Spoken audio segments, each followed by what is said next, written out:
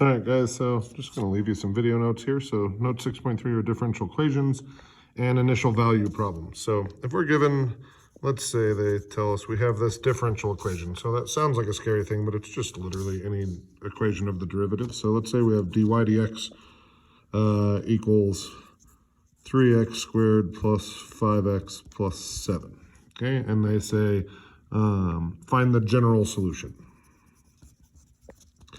So general solution means it's not going to be one specific solution, there's going to be a lot of them. So essentially, if this is dy dx, then our y equation that gave me this would be, this is essentially asking us to integrate this problem right up here. So it's essentially asking us to do what we've been doing. So we get x cubed plus, 5 halves x squared plus 7x plus c. So if we're given a differential equation, all they're asking us to do is find an initial value, or a y equation that gives us that derivative. So there are an infinite number of equations with that derivative. This is representing all of them. They'd all have this shape. So it'd be x cubed plus 5 half x squared plus 7x plus some number. So if they gave us another one, they said dy, let's say this time it was dy dt, and it was like 6t plus 1 over t. Okay, then my equation y would be 3t squared plus natural log of the absolute value of t plus c. Okay, so this is all the functions in the world that have that derivative. There are an infinite number of them. Now, an initial value problem is when they give us two things. They say, I'll tell you two things about this equation. So this equation has this derivative, and it goes through this point.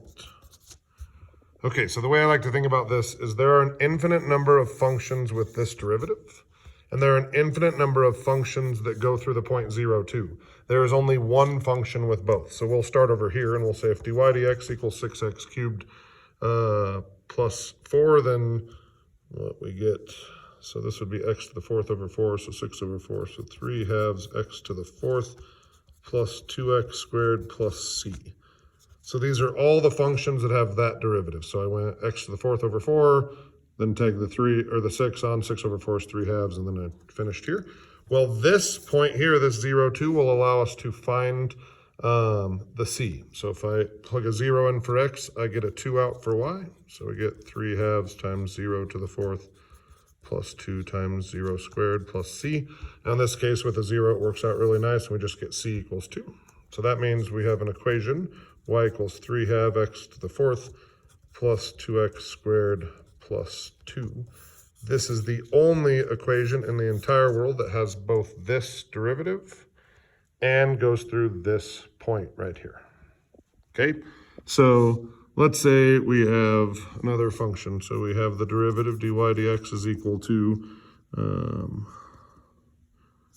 let's say cosine x plus 2. Okay, and let's say this point function also has the point y of pi equals 1. Okay, so first we say, all right, so the function that gives me this derivative would be sine of x plus 2x plus c.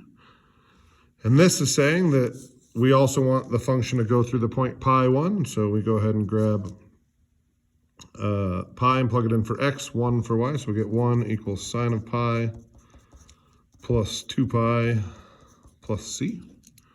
Okay, sine of pi would be 0, correct? So 1 equals 2 pi plus c. So c is equal to 1 minus 2 pi.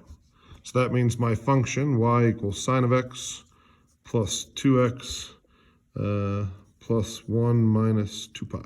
Really no easier way to write that. So this is the only function in the world that has that derivative and goes through that point. Okay, so that's your notes from 6.3.